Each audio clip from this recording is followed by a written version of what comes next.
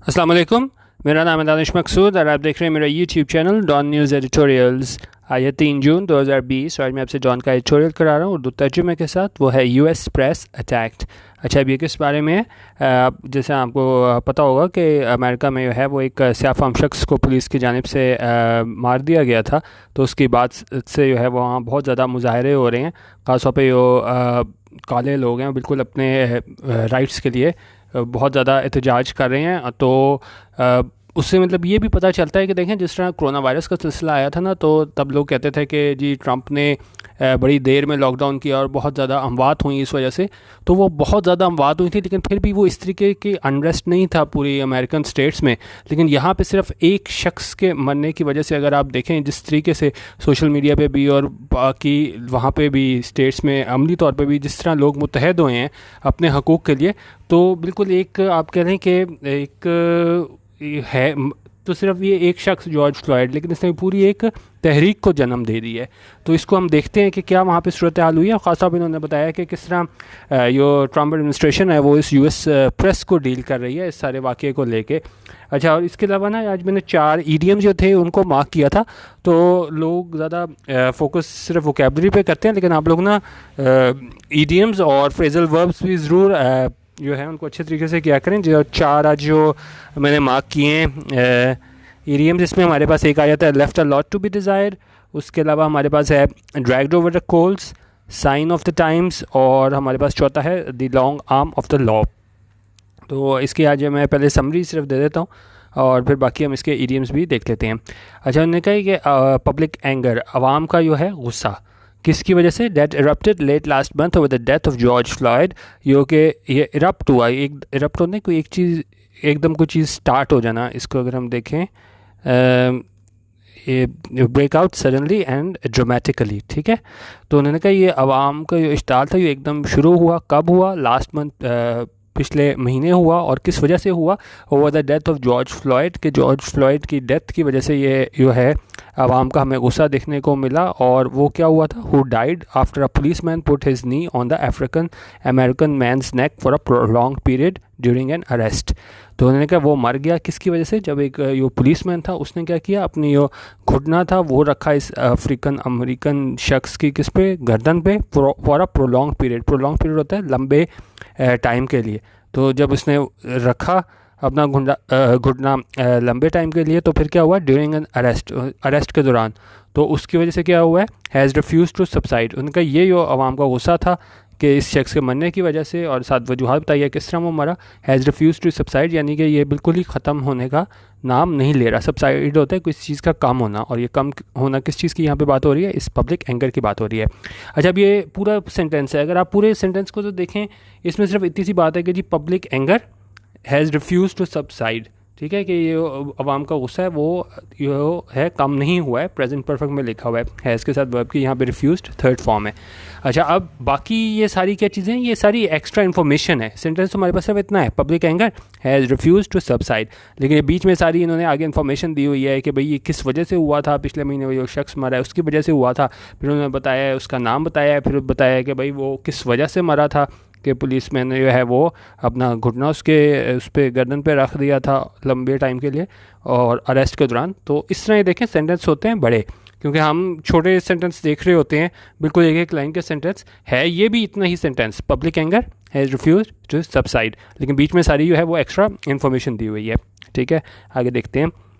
While many demonstrations have been peaceful, उन्होंने कहा जो काफ़ी जो demonstrations थी, मुजाहरे थे, वो क्या थे? पीसफुल थे, पुरअमन थे। Others have descended into riots, looting and arson। लेकिन दूसरे जो थे मुजाहरे वो क्या? वो किस में तब्दील हुए? राइट्स में, दंगों में तब्दील हुए, लूटिंग, लोगों ने लूट मार शुरू कर दी, उसमें तब्दील हुए, एंड आर्सन। आर्सन होता है आपकी जब प्रॉपर्टी को जला दो, criminal act of deliberately setting fire to property, जब आप जानबूझ के जो है ना वो आग लगा दो प्रॉपर्टी को, तो उसको आर्सन बोलते हैं। तो उन्होंने कहा मुजाहरे उसमें भी तब्दील हुए। With a growing number of American cities rocked by the unrest. अच्छा, और यहाँ पे इसने अमेरिकन सिटीज़ यूज़ किया, लेकिन स्टेट्स यहाँ पे इसको यूज़ करना चाहिए था। तो ये कह रहे हैं कि with a growing number of American cities rocked by the unrest, के और बढ़ते जा रहे हैं जितनी भी वहाँ पे स्टेट्स हैं, तो रॉक्ड बाय अनरेस्ट के वहाँ पे जो है वो पुरअमन नहीं है, वहाँ पे हालात जो हैं वो स्टेबल नहीं हैं। Unfortunately, the reaction by the American leadership, particularly the incumbent of the White House, has left a lot to be desired. अच्छा, उन्होंने कहा बदकिस्मती से जो रिएक्शन था, रद्द अमल था, किसकी जानिब से? बाय द अमेरिकन लीडरशिप, ये अमेरिकन लीडरशिप की जानिब से, पर्टिकुलरली ख़ास तौर पे the incumbent of the white house. Incumbent होता है कि अब जिस तरह यहाँ पे incumbent of the white house लिखा है, तो इसका मतलब ये है कि यो ऑफ एन ऑफिशियल और रिजीम करंटली होल्डिंग ऑफिस। यहाँ पे ये मतलब है incumbent of the white house का कि अभी यो मौजूदा टाइम में यो है ना, इसको वहाँ पे जिस तरह के है ऑफ एन ऑफिशियल और रिजीम करंटली होल्डिंग ऑफिस, यो होल्ड कर रहा है ऑफिस को। और यहाँ पे किसकी बात हो रही है incumbent of the white house? Trump की, क्योंकि इस वक्त जो है वो है अमेरिका का सदर। तो उन्होंने कहा उसका जो रिएक्शन था ना इस टाइम पे, वो क्या है? Has left a lot to be desired.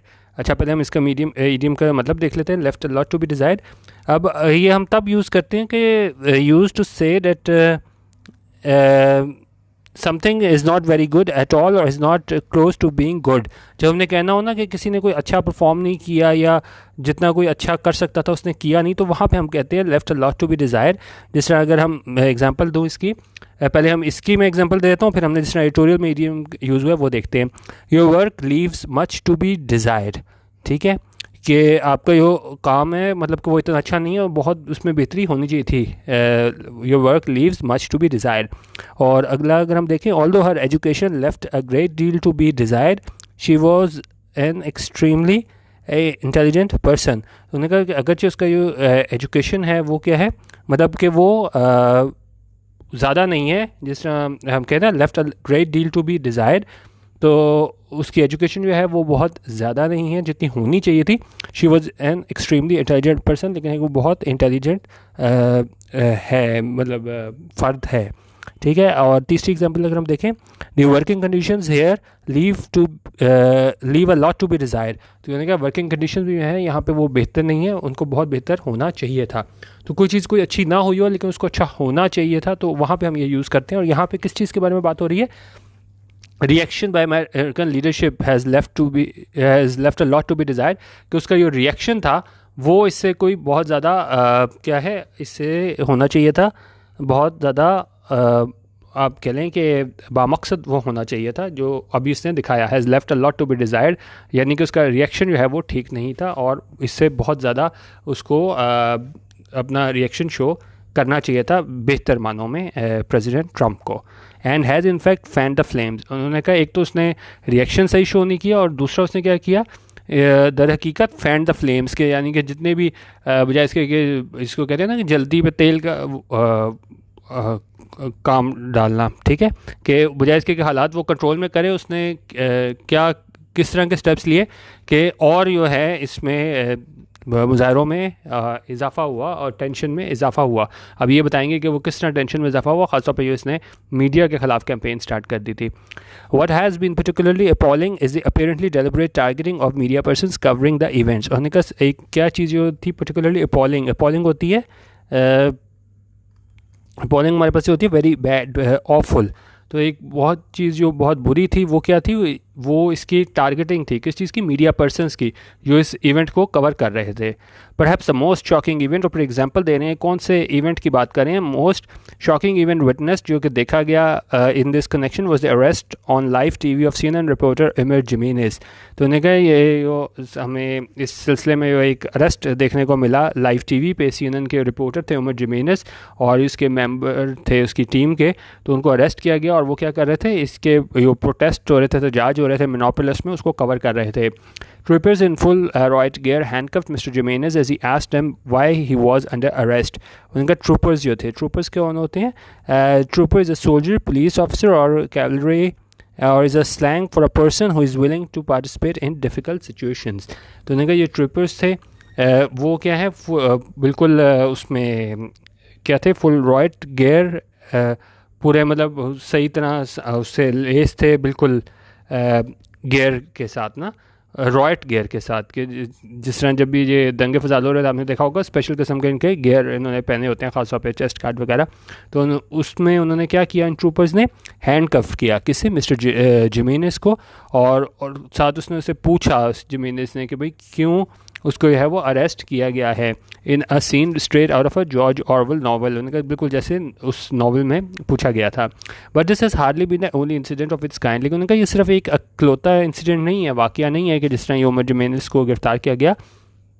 Activists say media persons have been attacked by law enforcers over 100 times since May 28। उनका जो एक्टिविस्ट थे, मीडिया पर्सनस थे, उनको क्या है, उनको अटैक किया गया।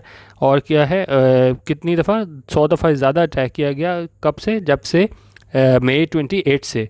With some facing rubber bullets, उन्होंने कहा कुछ को रबर बुलेट्स का सामना करना पड़ा और उसमें क्या है पेपर स्प्रे का।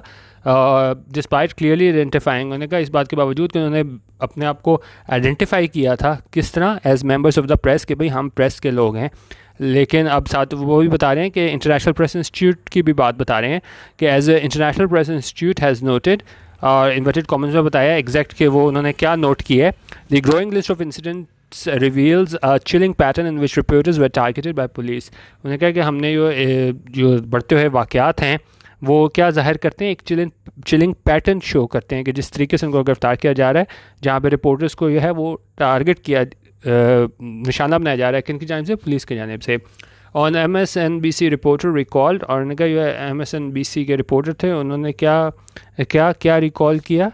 When he told police, उन्होंने पुलिस को बताया कि that he was a media person, the response he got was we don't care। उसने कहा जब उसने पुलिस को बताया कि भाई मेरे ताल्लुक मीडिया से है, तो उनका जवाब क्या था, we don't care, हमें इससे कोई फ़र्क नहीं पड़ता। Such behavior is usually reported from authoritarian states that clamp down on journalists with impunity। उन्होंने कहा इस तरह का जो बिहेवियर हमें नज़र आता है ना, जिस तरह ये ट्रम्प कर रहा है वहाँ पे अमेरिका में, तो ये हमें कहाँ पे नज़र आता है, अथॉरिटेरियन स्टेट्स में, जहाँ पे मतलब डिक्टेटरशिप होती है। डेट क्लैम्प डाउन, जो क्या करते हैं, क्लैम्प डाउन करते हैं। क्लैम्प डाउन होता है कि चीज़ को सप्रेस करना, प्रिवेंट करना इन एन ऑप्रेसिव और हार्श मैनर। उन्होंने कहा ये चीज़ें हमें उस तरह वहाँ पे नज़र आती हैं ऑन जर्नलिस्ट विद इम्प्यूनिटी, जहाँ पे जो है वो सहाफ़ियों के साथ उनको सप्रेस किया जाता है विद इम्प्यूनिटी। इम्प्यूनिटी होता है कि आप किसी चीज़ को जो है ना सज़ा दो, एग्जम्पशन फ्रॉम पनिशमेंट और freedom from the injurious consequences of an action. क्योंकि वहाँ पे लोगों को पता होता है कि भाई हम अगर ये जर्नलिस्ट इनको वो करेंगे भी, इनके साथ बुरा सलूक करेंगे भी, तो हमें क्या है कोई सज़ा नहीं होगी। तो उन्होंने कहा वहाँ पे किया जाता है उसमें जहाँ पे होती है हमारे पास अथॉरिटेरियन स्टेट्स, तो वहाँ पे जर्नलिस्ट से ऐसे सलूक किया जाता है विद इम्प्यूनिटी, यानी कि उनको पता होता है कि भाई हमें इसकी सज़ा नहीं मिलेगी। And are dragged over the coals by the US and other western states for their animosity. और उन्होंने कहा जब ऐसा होता है तो वो क्या होता है, ड्रैग्ड ओवर द कोल्स, ये एक अच्छा है इडियम, इसको आप लाजमी देखिएगा। ये होता है to speak angrily to someone because they have done something you disapprove of. अच्छा, अब इसमें उन्होंने कहा कि जब ये दूसरी जो होती हैं हमारे पास अथॉरिटेरियन स्टेट्स, वो जब ऐसा काम करती हैं तब तो क्या होता है, dragged over the coals by the US and other western states. तब तो ये जितनी US और दूसरी वेस्टर्न स्टेट्स हैं तो वो इसको बड़ा नापसंदीदगी का इजहार करते हैं और बड़ा वो एंग्रीली बोलते हैं उसके ख़िलाफ़, बड़ा मतलब हार्श टोन में बोलते हैं कि भाई देखें ये किस तरह की हमारे पास जो डिक्टेटरशिप है वो किस तरीके से सहाफ़ियों के साथ सलूक कर रही है वेस्टर्न स्टेट्स और US की जानिब से। तब रिएक्शन ऐसा होता है फॉर देयर एनिमोसिटी के भाई टूवर्ड्स फ्रीडम के किस तरह आप अपनी दुश्मनी दिखा रहे हैं प्रेस फ्रीडम के लिए। लेकिन however in a sign of times, लेकिन उन्होंने कहा in a sign of times, sign of times क्या होता है, वो मौजूदा सूरत हाल में करंट सिचुएशन प्रिवेल कर रही हो, आमतौर पर नेगेटिव मानों में यूज़ होता है। जिस तरह यहाँ पे यूज़ इन्होंने किया इन अ साइन ऑफ टाइम्स के मौजूदा सूरत हाल में वहाँ अमेरिका में क्या सिचुएशन है। It seems that such despicable ways are fast becoming the new normal in the US। ये उनका ऐसा लगता है कि ये इस तरह के despicable ways हैं वो क्या बन रही हैं, न्यू नॉर्मल, कि भाई ये बिल्कुल नॉर्मल है कि जिस तरह के हालात मीडिया पे जो है वो क्लैम्प डाउन किया जा रहा है, तो ये न्यू नॉर्मल हो रहा है US में। ठीक है, अच्छा, thanks largely to the combative nature of the American president. और इसमें किसका कलीदी किरदार है, इसके कॉम्बैटिव नेचर का, किसकी, अमेरिकन प्रेसिडेंट का, कि जिस तरीके से इसने मीडिया पे हमला कराया है। तो बेसिकली इन्होंने यही बताया है ड्रैग्ड ओवर द कोल्स यहाँ पे ईडीएम यूज़ करके कि जी पहले तो ये US और वेस्टर्न स्टेट्स जो हैं वो इन पे तनकीद करते थे अथॉरिटेरियन स्टेट्स पे कि भाई किस तरह आपने मीडिया को दबाया हुआ है, लेकिन अब ऐसा लगता है कि यही साइन ऑफ द टाइम्स बन चुका हुआ है अमेरिका में, एक बिल्कुल यो करंट सूरत हाल में रिवायत बन चुकी है, वही बन चुकी है और ऐसा लगता है कि न्यू नॉर्मल है USA में। While there is no justification for violence, उन्होंने कहा किसी तरह भी हम जस्टिफाई नहीं कर सकते, इसकी कोई वो नहीं दे सकते कि भाई ठीक है इस वजह से वायलेंस हुई है, तशद्दुद हुआ है, which in fact dishonours the memory of George Floyd and other victims of police brutality. उन्होंने कहा हम कभी भी जस्टिफाई नहीं कर सकते कि भाई जिस तरीके से उस शख्स को मारा गया है।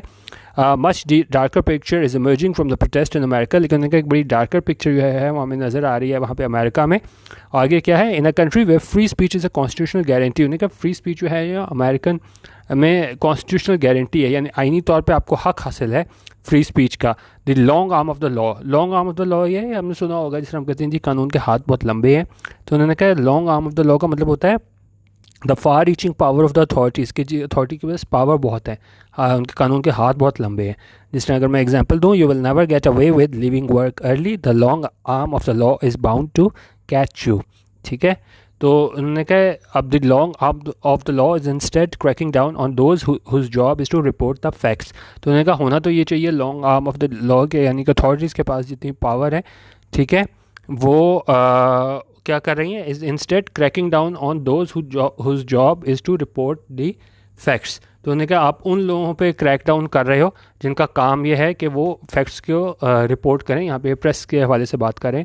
तो उन्होंने कहा long arm of the law तो क्या होता है, उन लोगों के लिए होता है जो मुजरिम होते हैं, जिन्होंने कोई लॉ जो है उसकी वायलेशन की होती है। लेकिन उन्होंने कहा यहाँ पे किस लिए अमेरिका में इस्तेमाल हो रहा है long arm of the law, crack down करने के लिए ये प्रेस के लोगों को।